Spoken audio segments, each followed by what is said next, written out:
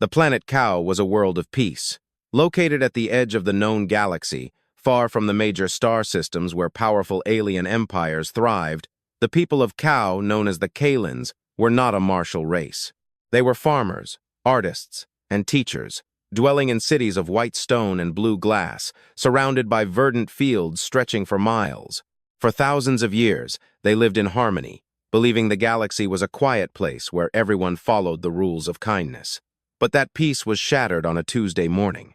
The sky did not turn red, and there was no thunderous explosion. Instead, a vast shadow simply draped over the capital.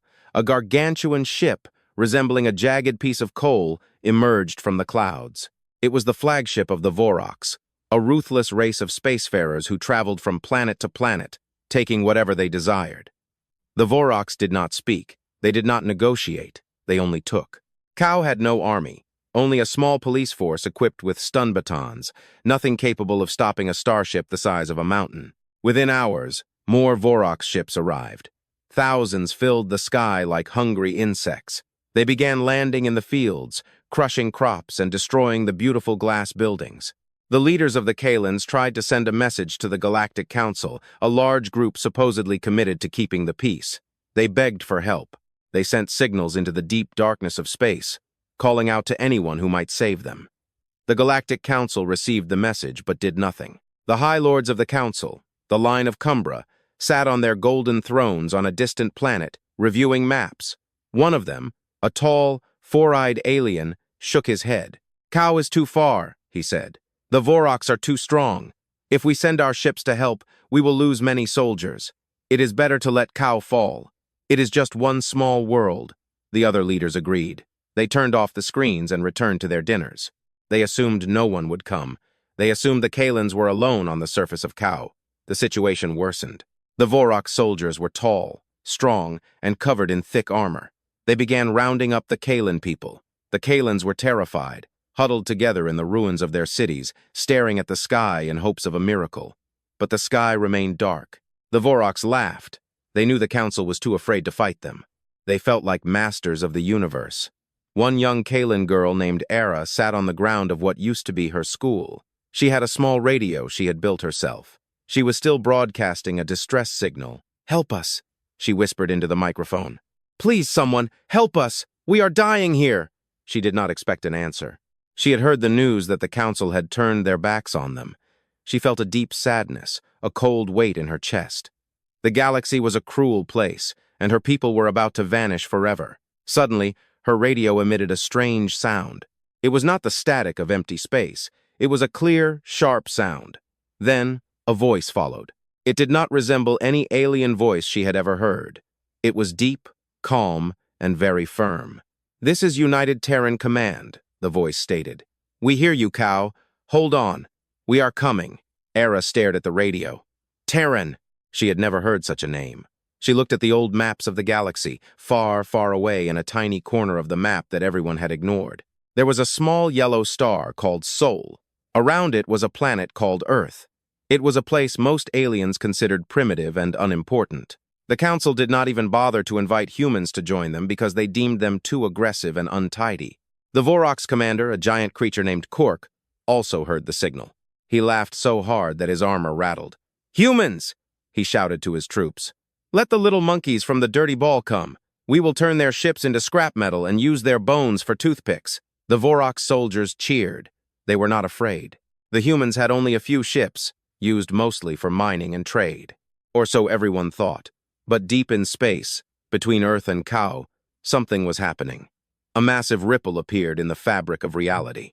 It was a custom warp drive, something far more powerful, something humans had been secretly working on for decades. They had been watching the galaxy. They had seen the laziness of the Council, the cruelty of the Vorox, and they had decided they had seen enough. Returning to Kao. The air began to vibrate. It was a low hum that could be felt in one's teeth. The Vorox stopped laughing. They lifted their heads. The sensors on their ships began screaming with warnings. Energy readings were off the charts. Something was approaching, and it was moving faster than anything the Vorox had ever seen. In the blink of an eye, the sky over Kao changed. It did not just fill with ships, it seemed to be replaced by them. Hundreds, then thousands, then tens of thousands of massive steel-gray vessels appeared out of nowhere. These were not the ugly, curved ships of the Council or the hideous, jagged ships of the Vorox. These were built for one purpose: war. They were covered in cannons, missile launchers, and thick armor that seemed capable of withstanding a star's impact. Leading this massive fleet was a ship so large that the Vorox flagship looked like a toy. It was called the Humanity-Time Dreadnought. It was 10 miles long, a floating fortress of steel and fire. On its side, the flag of Earth, a blue marble against a black background, shone brightly. The fleet did not wait. They did not send a message asking the Vorox to leave. They did not ask the Council for permission. The Humanity-Time Dreadnought opened its primary gun ports. A bright blue light began to glow at the front of the ship. The Vorox commander, Cork, felt cold fear for the first time in his life. He tried to order his ships to open fire, but it was too late. The humans had arrived, and they had not come for conversation. They had come to end the war before it even started. The galaxy had ignored humans for a long time, but today they would finally learn why. It had been a very big mistake. Era watched from the ground, tears streaming down her cheeks. She saw the giant steel ships filling the sky, standing between her people and the monsters. She did not know who these humans were, but she knew one thing: they had come to save them. The Earth shook. As the first human transport ships began to descend from the sky, their engines roared like lions. The rescue had begun. The sky over Kao was no longer blue. It was filled with the gray steel of the human fleet. The Vorox ships, which had looked so terrifying an hour ago, now seemed small and weak. The human ships did not wait for a signal. They did not ask the Vorox to surrender. They simply opened fire. Thousands of bright white beams of energy shot from the human ships. These were not the immediate lasers the aliens were used to. These were railgun shells and plasma bolts moving so fast that the eye could not track them. The Vorox flagship tried to raise its shields, but the human weaponry was too strong. The first strike hit the Vorox ship right in the center. The thick black metal melted like butter. A massive explosion shook the entire planet. Debris from the Vorox ship fell from the sky like burning rain. On the ground, the Vorox soldiers stared upward in horror. They had never seen anything like this. They were used to fighting people who feared them. Now, they were the ones who were afraid. Commander Cork screamed into his radio, trying to force his other ships to fight back. "Fire! Everything!" he yelled. The Vorox ships began shooting their green energy cannons. The shots hit the human ships. But something astonishing happened. The human ships possessed special armor. Instead of exploding, the armor glowed for a second, then remained perfectly steady. The human ships did not even have to move. They simply stood in the sky, taking the hits and firing back with even greater power. It was like a giant trying to swat a fly. The human transport ships landed. They resembled large crates and struck the ground with a heavy thud. The doors opened, and human soldiers emerged. They were not dressed in simple cloth or light armor. They were inside giant power suits. They looked like robots, but inside were men and women with hardened faces and sharp eyes. They carried weapons twice the size of a Kalan. These guns emitted a deep, thumping sound every time they fired. The Vorox soldiers tried to charge the humans. They ran forward with their sharp claws and energy swords, but the humans did not flinch. They stood in a straight line and fired. Bullets from the human guns passed straight through the Vorox armor.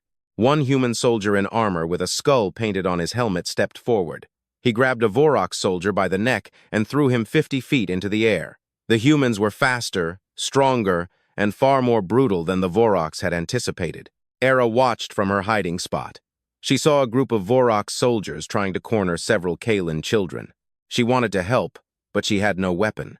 Suddenly, a human soldier landed right in front of the children. He had jumped from a hovering ship high above them.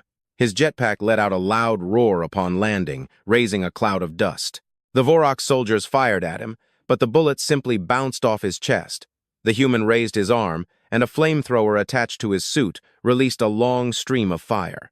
The Vorox ran away, screaming. The human soldier turned to the children. His helmet whirred, and a voice sounded. It was much softer than the voice on the radio.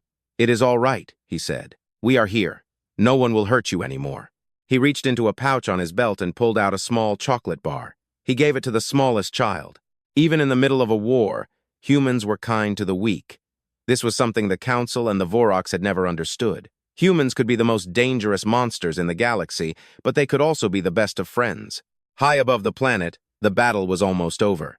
The Vorox fleet was being torn to shreds. For every human ship, 10 Vorox ships were destroyed. The human armada moved like a single machine. They used tactics thousands of years old, honed on their home planet over centuries of their own wars. They knew how to flank, how to trap, and how to destroy. The Vorox commander realized his fleet would be annihilated. He ordered his remaining ships to retreat, to escape into deep space. But the humans had anticipated this. A group of fast human ships, called interceptors, swept around the Vorox fleet. They dropped small devices that created a gravity well.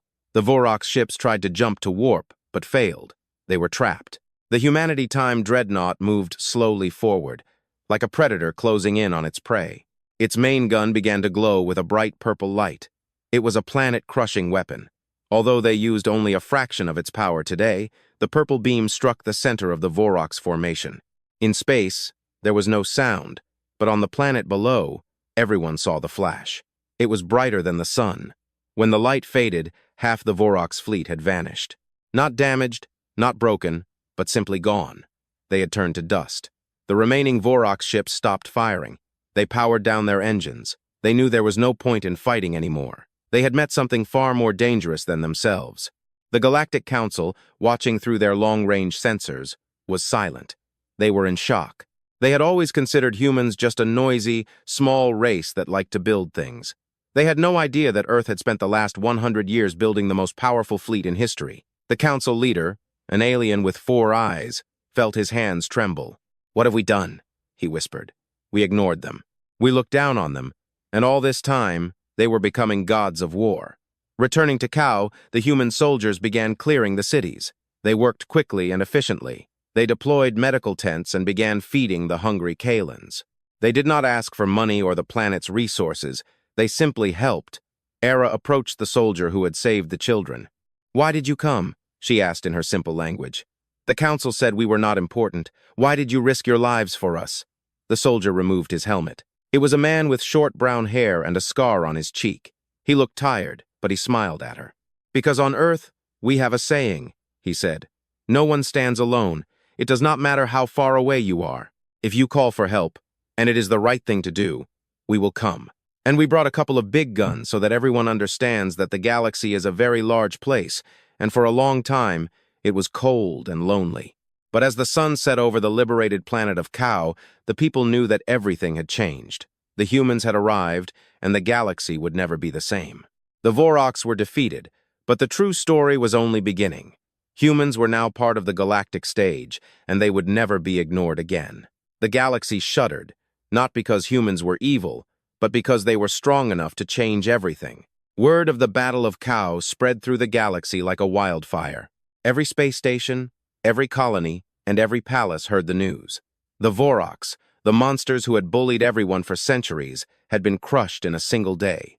But instead of rejoicing, the Galactic Council was nervous. They were the ones in charge, and they did not like it when someone else demonstrated such great power. They felt that Earth had broken the rules by deploying such a large army without prior permission. The Council sent a high-priority message to Earth. It was not a note of gratitude, it was an order. They told the leaders of Earth to arrive at the Great Hall of the Council on Planet Prime. They wanted the humans to explain why they had built so many weapons and why they had attacked the Vorox without a council vote. The Council thought they could still command the humans. They thought they could treat Earth like a disobedient child who had made a mess. A few days later, one human ship arrived at Prime. It was not the giant dreadnought from the battle. It was a smaller, sleek, white ship. It landed in the middle of the Council's beautiful gardens, and a woman named Admiral Sarah Miller stepped out. She was older, with graying hair and a very straight back. She did not look like a monster, but she walked with the confidence of a person backed by thousands of guns. She entered the Great Hall where hundreds of alien leaders waited. The High Lord of the Council, a 4-eyed alien named Vorox, stood up. He looked at Sarah from his high throne. "Admiral Miller," he said in a cold voice, "you have caused a lot of trouble. You went to Kao without our blessing. You destroyed a fleet and altered the balance of power. We want to know why you hid this armada from us. It is a violation of the galactic peace treaties." Admiral Miller did not look afraid. She did not even look annoyed. She simply stood in the center of the room and looked at them all.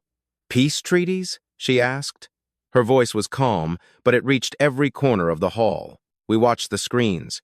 We heard the Kalans screaming for help. "We saw your ship sitting here doing nothing. You call this peace? We call it cowardice. On Earth, we do not wait for a vote when someone is being murdered. We simply go and stop it." The hall became very quiet. No one had ever spoken to the High Lord like that. Vorox turned dark purple. "You are arrogant," he hissed. "You are just one planet. We are thousands of worlds. If you do not surrender your ships and allow us to examine your technology, we will have to take action. We cannot allow a dangerous race like yours to roam the stars. With such weapons, you are a threat to everyone." Admiral Miller laughed. It was not an evil laugh, but a short, dry one. "A threat? We have been here for centuries. We stayed in our own system. We worked hard. We bothered no one, but we saw what happened to worlds that could not protect themselves. We saw what the Vorox did to the miners on the moon of Ceos. We saw what the DRS did to the people of Ara. You did nothing to stop them. So, we decided that if there were to be no police in the galaxy, we would build them ourselves." Another alien, a small one with wings, spoke up. "But your ships, they are too big. No one needs a ship 10 miles long. This is not for defense. This is for conquest. Do you want to rule us?" This was what the Council feared most. They feared the humans would replace them. They feared that humans were the new bullies on the block. Sarah Miller shook her head. "We do not want your planets. We do not want your gold, your gas, or your taxes. We like our own home. But let me be perfectly clear, so there is no misunderstanding. We are not surrendering our ships. We are not showing you our technology. If you try to take them, you will find that the fleet you saw at Kao was merely a reconnaissance detachment." The High Lord Vorox gasped. "A reconnaissance detachment? You are lying. No race can build such a large armada in secret." He waved his hand, and a large holographic image appeared in the air. It showed a map of Earth's solar system. "Our sensors show only a few stations around your planet where you could hide more ships." He thought he had caught her in a lie. He thought he was smarter than the humans. Admiral Miller pulled a small remote from her pocket. She pressed a button. "You see what we want you to see," she said. "You use light and heat to find things. We learned to hide from them a long time ago. We did not build our ships around Earth. We built them in dark places in asteroid belts, inside the hollow moons of Jupiter and Saturn. We built them where you never bothered to look, because you thought we were too primitive to be a concern." Suddenly, the hologram on the wall changed. A human signal intercepted the Council's computer. The map zoomed in, revealing the boundaries of the human solar system. Thousands of tiny white dots began to appear, then tens of thousands, then more. These were all ships, heavy cruisers, aircraft carriers, destroyers, and even more dreadnoughts. It was an army so large it could cover the entire sky of a planet from pole to pole. The members of the Council began whispering in fear. Some even stood up to leave. "This is our armada," said Miller. "We call it the Shield of Soul. It was built to ensure that what happened to Kao would never happen to Earth. And after seeing how you treated the Kalans, we decided that the shield must encompass more than just us. From now on, humans declare a new rule. If you attack a peaceful world, you attack Earth. And if you attack Earth, we will finish the fight. We do not care about your council or your votes. We care about what is right." Vorox was now trembling. He realized that humans were dangerous not only because of their weapons, they were dangerous because they did not care about the Council's games. They had their own set of rules, and they had the power to force everyone to follow them. He tried to think of something to regain control, but his throat was dry. He looked at the other council members and saw only fear in their eyes. Power had shifted. The center of the galaxy was no longer this hall. It was wherever the humans decided to park their ships. Admiral Miller turned to leave. She stopped at the door and looked back one last time. "Vorox," she said, "the Vorox have not disappeared. They are regrouping. According to our data, they have a secret base in the Shadow Nebula. They are planning a larger attack. Since you are the Council, I assume you have a plan to stop them, or should we just handle that as well?" She did not wait for an answer. She walked out of the hall. Her boots clicked loudly on the floor. The Council sat in silence. They knew they had no plan. They knew their ships were old and slow. They were supposed to be the masters of the galaxy, but they felt like shadows. Outside, the Admiral's white ship took off and vanished into the sky with a flash of light. The humans were gone for now, but their message was loud and clear. The galaxy had a new defender, and it was the most dangerous of them all. The Vorox were not just bullies, they were a race created for war. For thousands of years, they lived by one rule: the strong survive, and the weak serve. When the humans crushed their fleet at Kao, it did not just anger the Vorox, it ignited a deep, burning shame. Their leader, a giant monster named Great Overlord Malik, sat on his throne in the Shadow Nebula. This was a place where gas and dust were so thick that regular sensors could not scan it. Hidden within this dark cloud was the Vorox's greatest secret, a gargantuan shipyard where they built their absolute weapon. Malik reviewed the reports of the battle. He saw how the human ships had destroyed his best warriors. He did not care about the lost lives, but he cared about power. "Humans think themselves masters of the void," Malik roared. His voice sounded like grinding stones. "They think their steel is strong. We will show them that the Vorox do not break. We will strike at the very heart of their pride. We will not return to Kao. We will head for Earth." The Vorox had a plan. They had spent years studying the stars. They knew Earth was far from the center of the galaxy. They believed that if they could destroy the humans' home planet, the rest of the human armada would lose heart and surrender. Malik ordered his station, the World Eater, to move. It was a giant machine the size of a moon, covered in thousands of spikes and glowing with green light. It was slow, but once it reached a planet, it could drain the atmosphere from the world. Around it, the Vorox gathered all their remaining ships. It was a swarm of more than 100 vessels. Returning to Earth, the mood was different. The people did not celebrate. They knew the Vorox would return. In command centers deep under the mountains of North America and the plains of Asia, human generals monitored the screens. They watched as the Shadow Nebula began to move. It was no longer just gas. It was a giant mass of metal moving toward their home. The humans did not panic. They had been preparing for this for a very long time. They called it Protocol Zero. It was the plan for if the entire world were under threat. Admiral Miller returned to her flagship, the Humanity Time Dreadnought. She looked at the map of the solar system. "They are coming," she told her officers. "They think they can catch us by surprise. They think we left our home undefended while we helped others. Let them come. Let them see what happens when you try to enter the lion's den." The Vorox fleet arrived at the edge of the human solar system near Pluto. They expected to see a few patrol ships. Instead, they saw nothing. Space was empty and quiet. Malik laughed from his throne. "Humans are cowards. They have fled," he shouted. He ordered his fleet to move faster toward Earth. But as they passed the orbit of Saturn, the quiet space suddenly changed. Saturn's rings, which everyone assumed were just ice and rock, began to glow. The humans had hidden giant defensive platforms within the rings. Suddenly, the ice exploded as thousands of hidden missiles were launched. The missiles did not just strike the Vorox ships. They hunted them. They twisted and turned in space, chasing the Vorox wherever they tried to hide. Thousands of Vorox ships were destroyed in the first minute. The Vorox began shooting back, hitting the ice of the rings, but there was too much to target. The humans had turned a beautiful planet into a deadly trap. Malik was furious. "Move on. Do not stop for the rings. Target the Earth." The swarm of Vorox broke through the fire, losing ships every second. They reached the orbit of Mars. They expected Mars to be a quiet colony, but Mars was the heart of the human military fleet.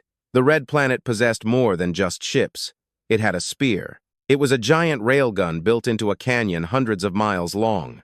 It used the entire power of the planetary reactors to fire a single piece of metal at a fraction of the speed of light. A loud hum vibrated in space as the spear fired.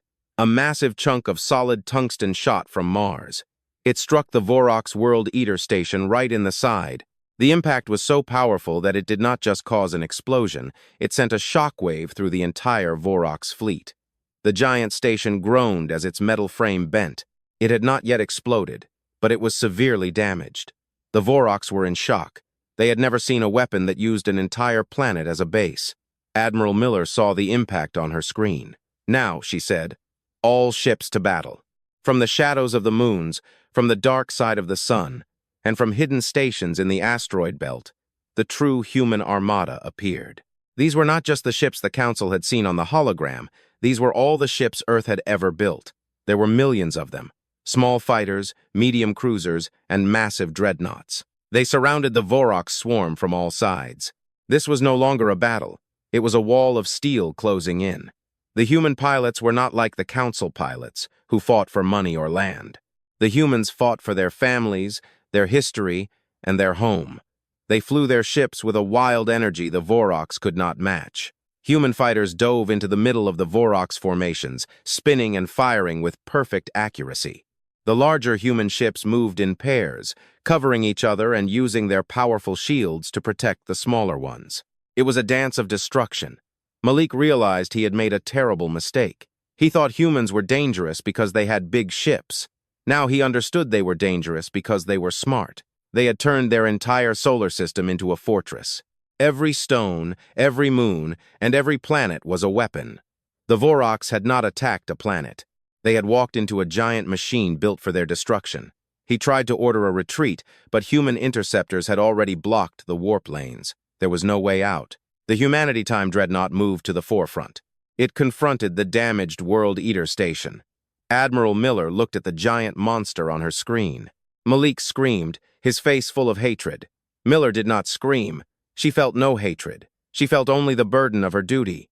"You came to our homeland to destroy it," she said. Her voice broadcast to every ship in the area. "You thought we were weak because we were kind. Today, we will show you the cost of that mistake. For Kao, for Earth, and for all the worlds you have harmed, farewell." The Humanity-Time dreadnought fired its main beam. It was pure white light, like the birth of a star. It struck the center of the World Eater. The giant station could no longer hold. It began to crack. Bright light leaked from the spikes. Then, it exploded in a silent, beautiful flash that could be seen from the night sky of Earth. The Vorox flagship was caught in the blast and vanished. The monster leader was destroyed. The remaining Vorox ships simply stopped. They drifted in space. Their spirit was broken. The battle for Sol was over. The humans had protected their home without a single enemy ship reaching the atmosphere of Earth.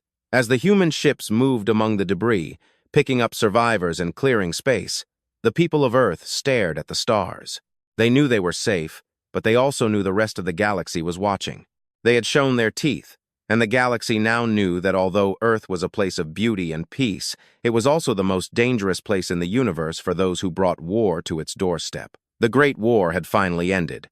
The Vorox Empire, which had been a shadow over the galaxy for 1,000 years, was gone. Their ships were mostly scrap metal, and their leaders were hiding or captured. But the galaxy did not return to its former state. The silence that followed the battle for Sol was not peace, but deep reflection. Every alien race, from the smallest moon to the largest empire, looked at Earth. They waited to see what the humans would do next. Many feared that humans would now become the new masters and demand that everyone obey them. A month after the battle, Admiral Miller and the leaders of Earth sent a message. They invited everyone to a meeting, but they held it neither on Earth nor in the Council's Great Hall. They chose the planet Kao. They chose the world the Council had been prepared to sacrifice. The Kalans, with the help of human engineers, had restored their capital. It was still beautiful, but now it was stronger. In the center of the city, a large park had been built, and in this park, a simple stage was set. The leaders of the Galactic Council arrived in their fancy ships. They looked nervous. They walked through the streets and saw human soldiers and Kalan farmers working together. They saw human children playing with Kalan children. It was a sight they had never witnessed. Usually, when one race saved another, they remained a conqueror, but the humans acted like neighbors. Admiral Miller stood on the stage. She was not in combat armor. She was in a simple blue uniform. She looked at the crowd of hundreds of different alien races. "We have come here today not to tell you that we are in charge," Miller began. Her voice broadcast to every corner of the galaxy. "We know you are afraid. You have seen our ships. You have seen our weapons. You think we want to build an empire, but Earth has had enough empires in its own history to know that they always fall. We do not want to rule you. We do not want your land. We want something far more valuable. We want a galaxy where a child on Kao can sleep at night without looking at the sky in fear." High Lord Vorox stepped forward. He looked smaller than before. "But you have the power," he said. "The Council is weak. We failed. If you will not lead, who will? The galaxy needs order." He was admitting that the old order was broken. He was ready to surrender and let the humans take control because he did not know what else to do. He was accustomed to power belonging to the strongest person in the room. Miller shook her head. "Order should not come from one person or one planet. It must come from a promise. We are here to offer a Terran peace. It is very simple. We will not interfere in how you run your planets. We will not tell you how to live. But the shield of Sol is now the shield of the galaxy. If any race attacks another, if any empire tries to take what does not belong to it, they will face us. We are not the kings of the galaxy. We are the guardians. We are the ones who arrive when no one else does. A whisper swept through the crowd. This was something new. The humans were offering protection for free. They were offering to be the police, but they asked for no taxes. One alien leader asked, "Why? Why do you waste your resources and risk your lives for people you do not even know?" This was a question that troubled many aliens. In the cold logic of the galaxy, nothing was done for free. Everything had a price. Miller looked at Era, the Kaelin girl standing in the front row, holding the hand of the human soldier who had helped her during the invasion. "Because we know what it is like to be alone," Miller said. "For a long time, humans thought we were the only ones in the universe. When we finally found you, we were excited. But then we saw the cruelty. We saw how the Council turned its back on its own members. We decided we did not want to live in such a galaxy. We want a galaxy that is better than we are. And the only way to achieve that is to protect the peace." Even though it was difficult, the humans did not stay on Kao to rule. After the meeting, most of the armada returned to the Sol system. But they left something behind. They left communication stations so any planet could call for help. They left medical ships to aid with diseases. And most importantly, they left a new sense of hope. The Terran peace had begun that day. For the first time in history, small planets and weak races felt safe. They knew that somewhere far away in a tiny corner of the galaxy, the humans were watching. Era grew up in a world that no longer feared. She became a pilot and, eventually, visited Earth. She saw the blue oceans and green forests.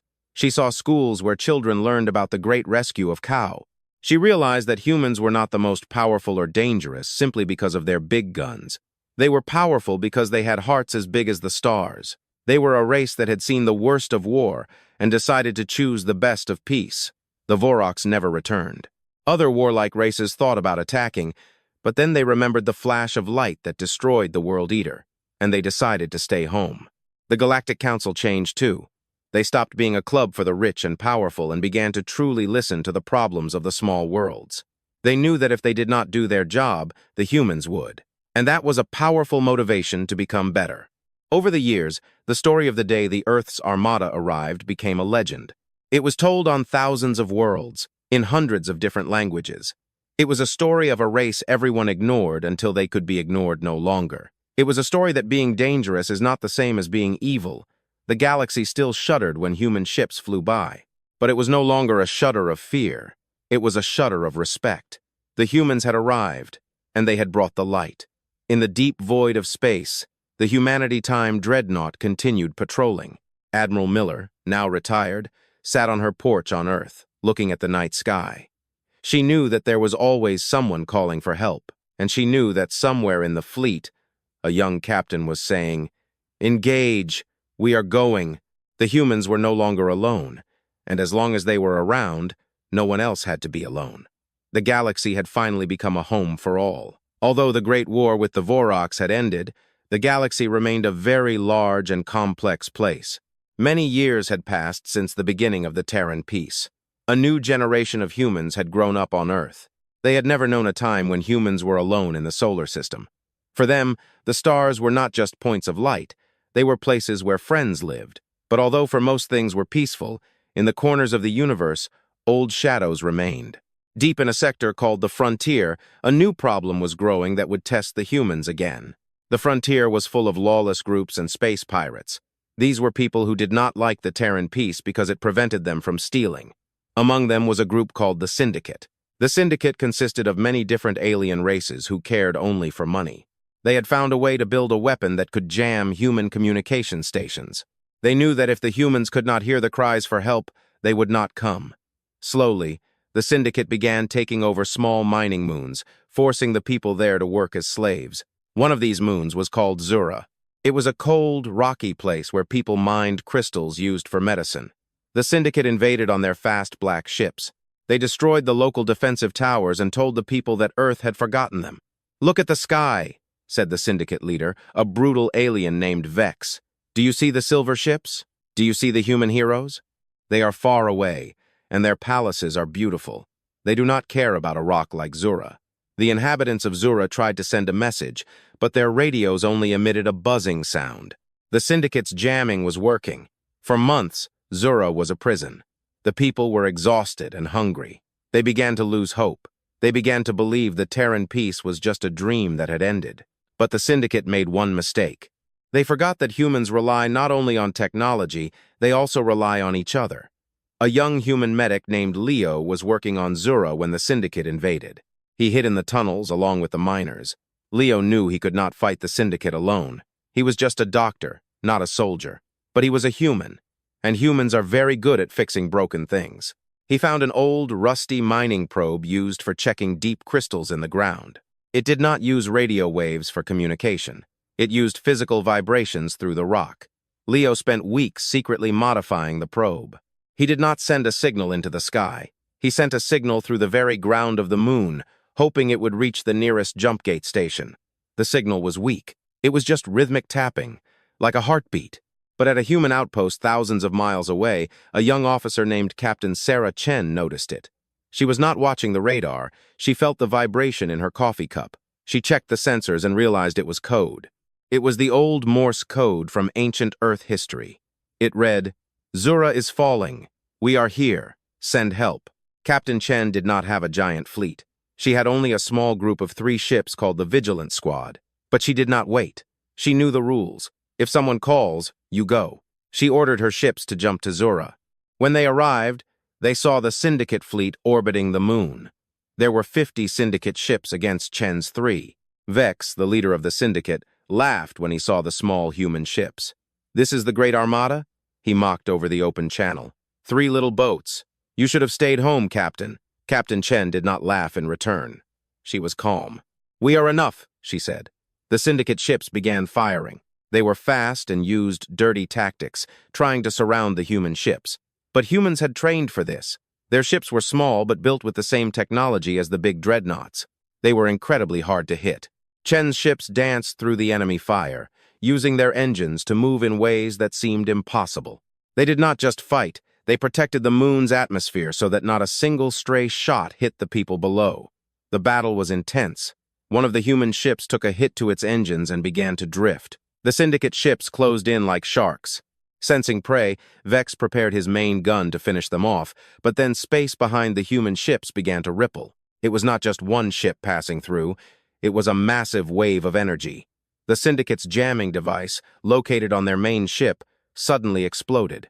The humans had used the signal of the 3 small ships to track the source of the jamming and send a powerful energy pulse straight through the jump gate. With the jamming removed, the sky over Zura lit up. These were no longer just human ships. These were the ships of Kao, the ships of the Council, and the ships of dozens of other worlds. The Terran peace had created a galaxy where everyone cared for one another. The humans arrived first, but their friends were right behind them. The Syndicate fleet was surrounded in seconds. Vex looked at his screens and saw 100 different flags flying together. He realized he was fighting not just Earth, he was fighting the United Galaxy. The Syndicate surrendered without a single shot. They knew they could not defeat the entire universe. On the ground, Leo and the miners looked up and saw a sky filled with friendly lights. The human transport ships landed, and instead of soldiers, they brought food, medicine, and engineers to repair the mines. Captain Chen landed her ship and met Leo. "Good work with that probe, Doc," she said with a smile. "We heard you very clearly." This event, known as the Whisper of Zura, proved that humans had achieved something more than just winning a war. They had built a system where even the smallest voice on the farthest moon could be heard. The galaxy was no longer peaceful just because of Earth's big guns. It was peaceful because everyone had learned they were part of a family. Humans showed that being the most powerful does not mean standing above others. It means being the foundation that supports everyone else. As the members of the Syndicate were led away in chains, the inhabitants of Zura held a feast. They invited the humans and the other aliens who had come to save them. For the first time in the moon's history, the cold rocks felt warmth. The galaxy had shuddered many years ago when the human armada first arrived. But today, the galaxy cheered. The humans had taught the stars a lesson they would never forget. Regardless of how dark it gets, and regardless of who tries to jam you, help is always coming. 1,000 years passed since the first human ships arrived at Kao. For the people of Earth, That day was very old history in textbooks. For the aliens of the galaxy, it was the day that changed the universe forever. Earth was no longer just a planet. It had become a symbol of hope. The solar system had become a place of learning and peace, where people from across the galaxy traveled to look at the ancient blue marble. The Terran peace lasted longer than any empire in history, and it was time for the biggest celebration the stars had ever seen, a millennium of unity. In the capital of Earth, a city that now spanned continents with floating gardens and crystal towers, millions of visitors gathered. There were Kalans, now tall and proud scientists. There were former Vorox, whose descendants had long abandoned war and were now famous for their great engineering skills. There were even the High Lords of the new, much kinder Galactic Council. They were there not to talk about laws or borders. They were there to say thank you to the humans. Admiral Miller was long gone, but her statue stood in the center of the large square. She was looking at the sky. Her hand rested on a small radio, a tribute to the signal she had responded to so long ago. Standing next to the statue was a young man named Kali. He was a descendant of Era from the planet Kao. He carried a small piece of blue glass that had been passed down in his family from generation to generation. It was a piece of the first school the humans had helped restore. For him, Earth was a second home. The celebration began with a parade, but not a parade of soldiers. Instead, it was a parade of ships from every world. They flew through the sky, leaving trails of colorful light behind them. There were ships that delivered water to arid planets, ships that built hospitals, and ships that explored the deep, unknown corners of the universe. Among all of this was the humanity-time dreadnought. It was no longer a warship. It had been transformed into a giant floating museum and center of peace. Its guns were gone, replaced by large windows looking out into the stars. The current leader of Earth, a woman named President Eris, stood before the crowd. She did not look like a warrior. She looked like a teacher. 1,000 years ago, she said. Her voice echoed across the planet and through every radio in the galaxy. Our ancestors made a choice. They saw a galaxy that was cold and cruel, and they decided to bring the fire of friendship. They were told that caring is dangerous. They were told that some worlds were not worth saving, but they did not listen. They came anyway. The crowd was silent, listening to her words. Today, Eris continued, we celebrate not only our victory over the monsters, we celebrate our victory over fear. We learned that the most powerful armada is not made of steel and lasers. It is made of people who are willing to stand up for another. Humans are not special because we are stronger. We are special because we refuse to let anyone stand alone. As long as there is life in this galaxy, Earth will be its shield, and the human heart will be its home. Suddenly, the sky over Earth changed. It was not a weapon or an explosion. It was a beautiful light show. Every ship in the solar system, from the smallest drone to the largest aircraft carrier, switched on its lights simultaneously. It looked as though a second sun had been born. It was the light of Sol. It was a signal that could be seen for light years. It was a message to any dark corner of the universe that peace was here to stay. The galaxy no longer shuddered in fear. It vibrated with the sound of billions of cheering voices. Together, in the far reaches of the galaxy, on a planet that was just beginning to develop its own civilization, a small creature looked at the night sky. It saw a tiny, bright spark that had not been there before. It did not know what it was. It did not know about humans, armadas, or the Vorox. But looking at that light, it felt a strange sense of peace. It felt that the universe was not a frightening, empty place. It felt that somewhere out there, friends were waiting for it when it was ready to fly. Returning to Earth, Kali placed his piece of blue glass at the base of Admiral Miller's statue. He looked at the diverse crowd around him. Different skin, different scales, different wings all standing together as equals. He realized that humans had done more than just save a few planets. They had taught the galaxy to be human. They had shown that being dangerous is just a tool, but being kind is a purpose. The story that began with a cry for help became a song of joy that would never end. As the sun set over Earth, the humanity-time dreadnought slowly began to move. It was not heading into battle, it was heading to the edge of the galaxy, carrying a message of peace to the next generation of stars. The legend of Earth's most powerful armada would live on, not as a story of fire and death, but as a promise. A promise that no matter how dark the night is, and no matter how far away you are, if you are in trouble, someone will come, humans will come, and the galaxy will never have to shudder again. The story of the Great Rescue had reached its final page, but for the people in the galaxy, the adventure was just beginning. They no longer feared the dark because they knew they were part of a family extending through the light. The humans had arrived, the galaxy had changed, and for the first time ever, everything was exactly as it should be. Although the story of the Great Rescue became a legend more than 1,000 years ago, the universe remained full of mysteries. Beyond the edges of the mapped galaxy was a place called the Great Void. It was a region where no stars lived and where the light of the Terran peace had not yet reached. For a long time, everyone thought the void was empty. But one day, sensors at the farthest human outpost, Station Zenith, picked up something impossible. It was a signal, but not a cry for help. It was a rhythmic pulse that felt like a countdown. On Earth, scientists studied the pulse. They realized it did not come from a ship or a planet. It came from the very fabric of space. Something ancient, older than the Vorox and even older than the Council, was awakening in the dark. It was an echo, a remnant of a mechanical race that had cleared the galaxy of life millions of years before humans even walked the Earth. They did not need gold or land. They needed silence. They saw the bright lights of the United Galaxy as noise that needed to be turned off. The President of Earth called for a gathering of the United Fleet. This time, it was not just human ships.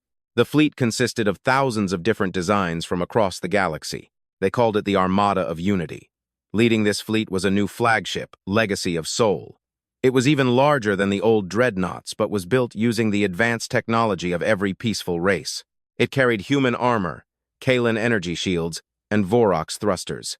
It was the ultimate proof that the galaxy had become stronger. Together, the echoes began moving out of the Great Void. They appeared as giant silver spheres absorbing light. They did not shoot lasers. They used vortex beams that could make ships vanish into nothingness. The first outpost they struck was destroyed in seconds. The galaxy began to shudder again, but this time the fear was different. It was a threat to all life, everywhere. The Council leaders were terrified, but the humans did not flinch. They had spent 1,000 years preparing for the unknown. The Armada of Unity met the echospheres at the edge of the galaxy. The battle was unlike anything seen before. The silver spheres were almost intangible because they constantly moved through dimensions. Human pilots, led by a brave commander named Jax, realized they could not win by force alone. They had to use the human spirit, the ability to do the unexpected. Jax ordered his pilots to disable their computer targeting systems and fly by sight, using their instincts to predict where the spheres would be. Jax led a daring raid into the center of the Echo Formation. He did not try to destroy them. He carried a harmonic pulse. The humans had discovered that the echospheres were linked by a single mental network. If they could send a message of chaos into that network, the spheres would lose coordination. As Jax flew his small ship closer to the largest sphere, vortex beams missed him by inches. He was not afraid. He thought of the billions of families in the galaxy who were counting on him. He released the pulse. It was not a weapon of destruction, but a burst of human music, art, and memories. 1,000 years of life and laughter. The echoes, which knew only silence and order, could not handle the noise of life. The silver spheres began to shake and glow. Their dimensional displacement failed, and they became solid metal again. The Armada of Unity seized the moment. Every ship fired simultaneously. A rainbow of energy struck the silver targets. One by one, the spheres crumbled like glass. The Echo leader tried to send a final message of hatred, but Jax blocked it. "The silence is over," Jax said. "The galaxy is full of life, and we are not going anywhere." With a final blast, the last of the spheres vanished. The Great Void became quiet again, but it was a peaceful silence, not a frightening one. The Echoes were defeated not by the biggest guns, but by the very thing they tried to destroy, the noisy, beautiful noise of a living universe. The Armada of Unity returned home to heroic welcomes. This victory became the final test of the Terran peace. It proved that humans and their allies could face even the most ancient ghosts of the universe and win. The galaxy realized that as long as they stood together, there was no darkness they could not illuminate. The humans had not only protected the galaxy but also given it a future that would last forever. On Earth, the celebrations lasted for weeks.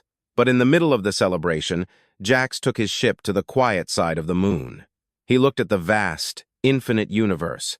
He knew there would always be new challenges and new secrets, but he also knew he was not alone. Behind him was a galaxy that had finally awakened, finally united, and finally been freed. The human journey was just beginning, and the stars were waiting to see what they would do next. After the defeat of the Echoes, the galaxy entered an age of wonders. Humans and their allies proved that even the most ancient threats could be stopped. But when the Armada of Unity explored the Great Void, they found something unexpected. It was not a weapon or a monster.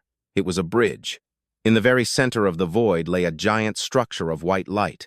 It was a portal to an entirely different galaxy.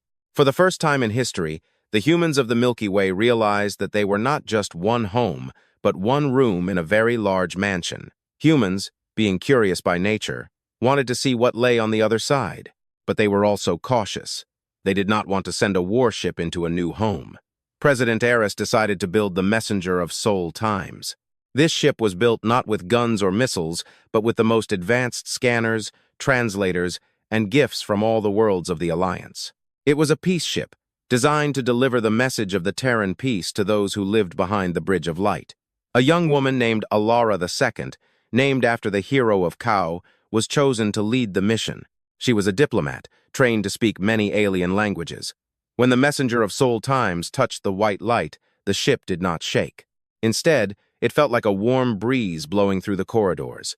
In the blink of an eye, they were not in the Milky Way. They were looking at a galaxy where the stars were purple and pink, and the planets were shaped like giant rings. Immediately, they were surrounded by ships. But these ships did not look like metal. They looked like giant glowing jellyfish that moved in space with a gentle pulse. The beings inside, known as lumens, were made of pure energy.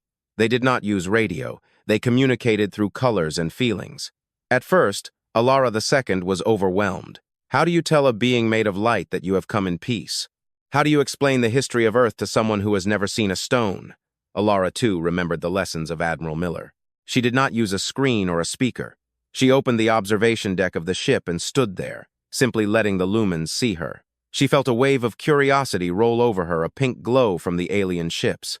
She sent back a feeling of friendship and a mental image of the blue Earth. To her surprise, the lumens responded with bright golden light. It was the feeling of a long-lost friend returning home.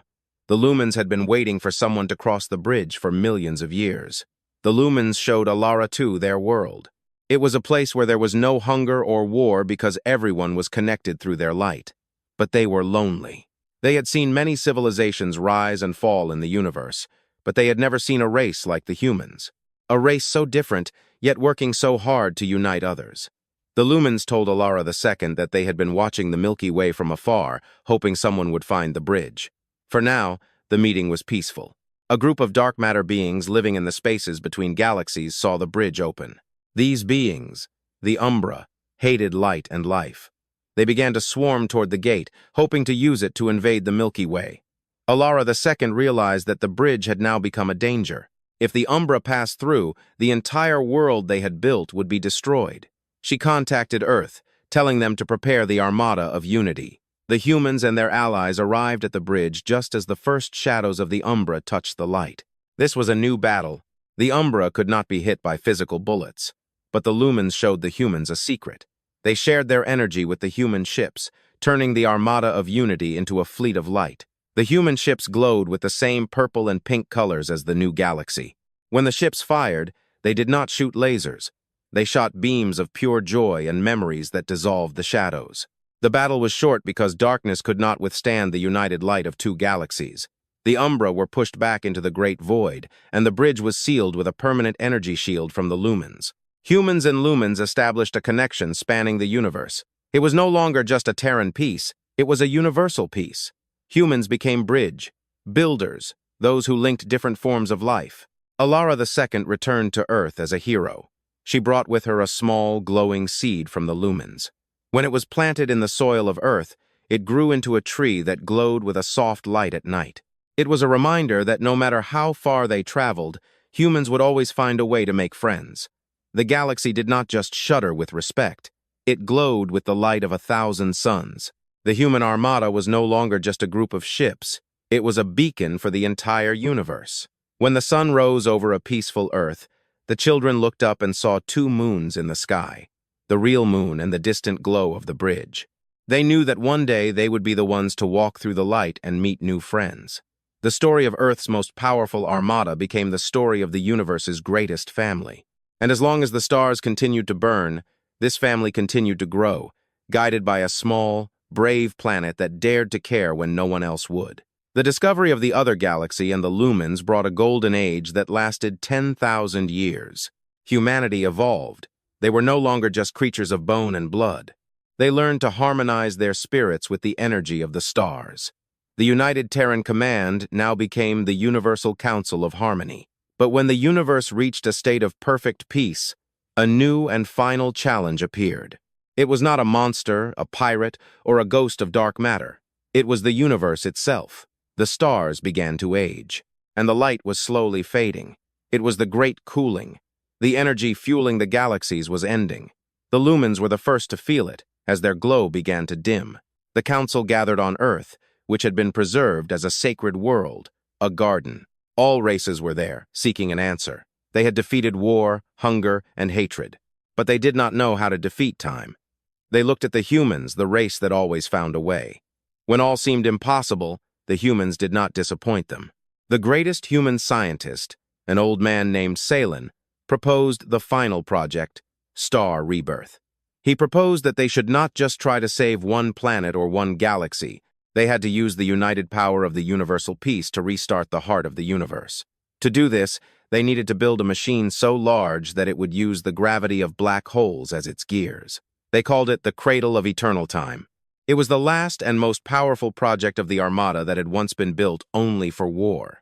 For 100 years, every living creature labored. The Vorox mined heavy metals from dead stars. The Kalins designed complex crystalline circuits. The lumens provided the spark of life energy.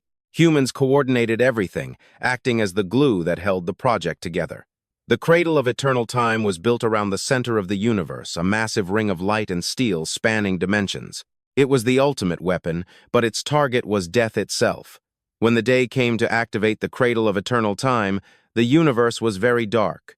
The sky was mostly black. Only a few flickering stars remained. Salen stood in the control center on Earth. He was not afraid. He felt the presence of all the billions of lives behind him, all the way back to Admiral Miller in the first rescue on Kao. He realized that everything they had done, every battle, every peace treaty had led to this moment. Humanity was born in the dark to learn how to bring the light. Salen pressed the final sequence. The Cradle of Eternal Time began to hum. The sound traveled not through the air, but through the hearts of every living creature. A massive wave of golden energy shot from the center of the ring. It touched the cold, dead stars and brought them back to life. It was like a forest fire in the best sense of the word. One by one, the galaxies ignited again, brighter and more beautiful than ever before. The universe was not just saved, it was reborn. But there was a price to power the Cradle of Eternal Time. The human armada, the physical ships of steel and fire, had to be sacrificed. They were moved into the heart of the machine to provide the initial spark. The Humanity Time Dreadnought, the Legacy of Soul, and the Messenger of Time dissolved into pure light. The ships that once made the galaxy shudder with their power were now fuel for a new eternity. Humans did not mind. They knew they no longer needed ships. They had something better, a universe that would never turn cold. As the new stars began to shine, humanity underwent a final change. They no longer needed to live on planets or travel in metal boxes. They became part of the light they had created. They were the guardians of the new universe, existing in the glow of every sun and the shimmer of every nebula. They had completed their journey from a small, ignored ball of mud to the very soul of existence.